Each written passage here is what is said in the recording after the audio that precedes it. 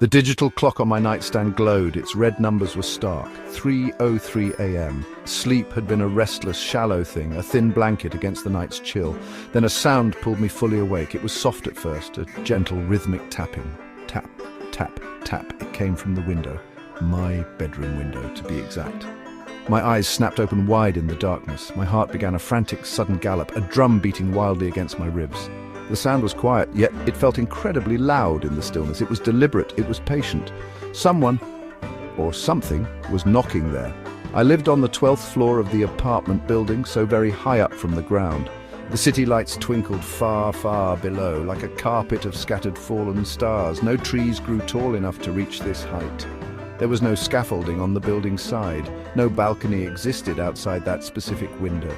Just a sheer, dizzying drop to the cold street. So, who or what could possibly be knocking there? The question echoed in my mind. It made no logical sense at all. It felt utterly, terrifyingly impossible.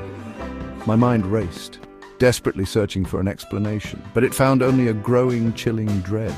A cold, tight knot forming deep inside me. Maybe it was just the wind playing a strange trick on my tired ears, or perhaps a loose part of the building frame, shaking gently in the late-night breeze. I tried very hard to be logical. I told myself to remain calm, but the knocking sound was far too precise. It was too rhythmic and even. It was not the chaotic sound of the wind. It was not the random rattle of the building. It felt like knuckles, human knuckles rapping on glass, cold glass. My window. I pulled the covers higher, right up to my chin, hoping it would simply stop, praying it would go away and leave me alone. But the tapping continued, unwavering, unceasing. Tap, tap, tap. It came again, and then again, a few moments later, always precisely at 3:03 a.m., never a minute earlier, never a second later. The sound seemed to echo in the profound silence of my small room. It felt as if it filled my head entirely, as if it seeped into my very soul. Sleep became a nightly battle, a desperate fight I knew I would always lose. Each night as the hour approached, I waited, tense and overwhelmingly afraid. The familiar darkness of my room felt heavier now, more oppressive, more suffocating. My small apartment, once a sanctuary, now felt like a cage. The knocking was a key, slowly turning in a lock I truly did not want opened. The second night arrived. It brought with it the same icy fear. I lay in bed, eyes fixed on the clock. The numbers changed slowly. 3:01 a.m., then 3:02 a.m. My breath caught in my throat, and then, right on schedule, 3:03 a.m. Tap, tap, tap. This time it seemed louder, more insistent than the night before, as if its patience was wearing thin. My body was rigid with terror. I could not move. I could only listen. The sound was a torment. Each tap was a hammer blow against my sanity. I squeezed my eyes shut, wishing I could disappear, wishing the world would just stop. The dread began much earlier now, hours before the appointed time. As evening fell, a knot would tighten in my stomach. Dinner would be tasteless. The television offered no distraction. Every creak of the old building sounded like a prelude, a warning of what was to come. I considered sleeping on the sofa or even in the brightly lit hallway of the building, but a strange compulsion kept me in my room, as if I needed to face this, as if some part of me needed to understand, even though understanding felt like a dangerous path, a path leading to a place I did not want to go. My apartment felt colder each night. The third morning, after another night of the relentless knocking, I found them. The sun was barely up, casting long, weak shadows across the room. I forced myself to approach the window. My legs felt like lead, my hands were shaking, and there on the smooth, cold glass, faint but unmistakable, handprints. Small, slender handprints, pressed against the outside of the window, the 12th story window. My blood turned to ice water in my veins. They were too high, impossibly high. No person could have reached that spot. No ordinary explanation could account for this. The sight stole the breath from my lungs. The fear I had felt before was now solid. It was a tangible thing, a heavy weight pressing down on my chest. All my attempts at rational explanation crumbled into dust. This was not the wind. This was not a prank. It was something else, something unnatural, something that defied all known laws of the world. The handprints were a message, a chilling claim, proof that the knocker was real, and that it could reach me, even here, so high above the sleeping city. I backed away from the window slowly, my heart pounding a desperate rhythm against my ribs. The room suddenly felt much smaller. The walls seemed to be closing in. Several more days passed in a haze of fear. Each night, the ritual repeated itself. 3:03 a.m. Tap, tap, tap. I was barely sleeping. Just a few fitful hours of shallow, nightmare-filled rest. My reflection in the mirror showed a stranger. Pale face, dark circles under haunted eyes. My focus at work was shattered. My friends noticed my distraction, my isolation. How could I explain this to them? How could I make them understand the terror that lived with me, that waited for me each night? The knocking was relentless, a constant, terrifying presence in my life. It was slowly, methodically breaking me down. I felt myself starting to unravel. On the fifth night, I decided I needed proof. Or perhaps I needed to prove to myself that I was not going mad. I found an old digital voice recorder, one I had used for lectures years ago. The battery was still good. I placed it on my bedside table, pointing its small microphone towards the window. My hand trembled as I pressed the record button. The tiny red light glowed, a small beacon in the oppressive darkness. It felt like a desperate act, a small shield against an unknown enemy. I lay in bed, waiting. The silence in the room was heavy, thick with anticipation and a new kind of fear.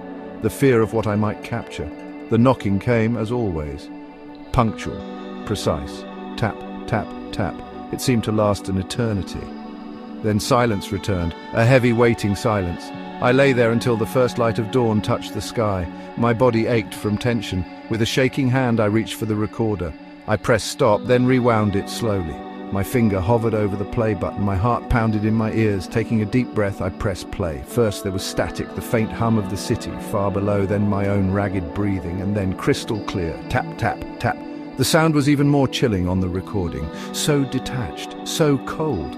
But then, after the last tap, something new. Something that had been too quiet for my ears alone. A whisper, so faint, so close to the microphone. It was a dry, sibilant sound, like leaves skittering across cold pavement. I could not make out words, not exactly, but the tone was unmistakable. It was ancient. It was hungry.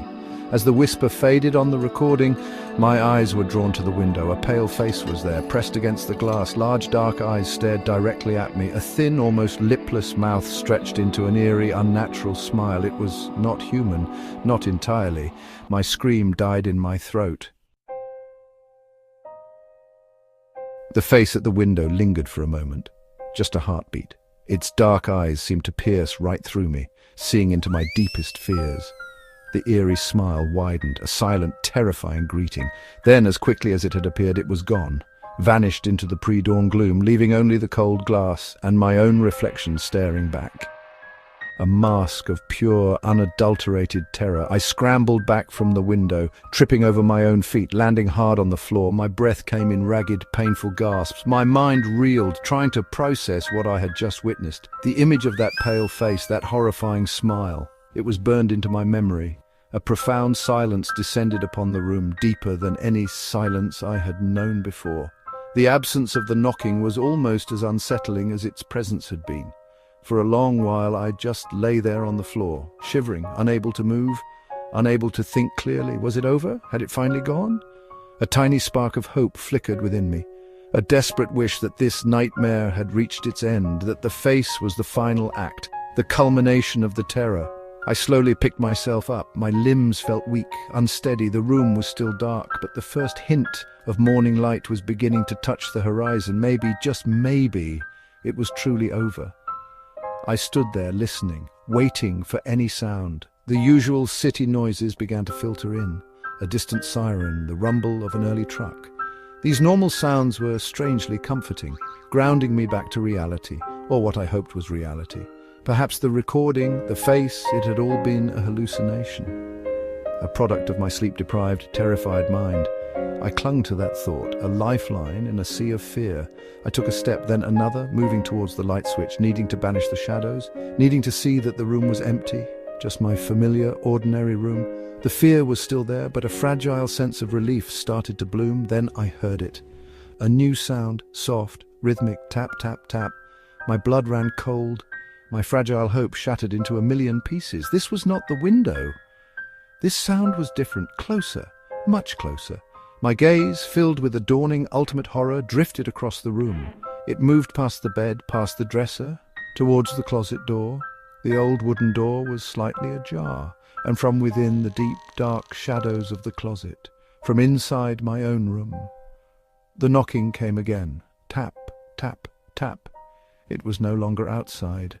It was in here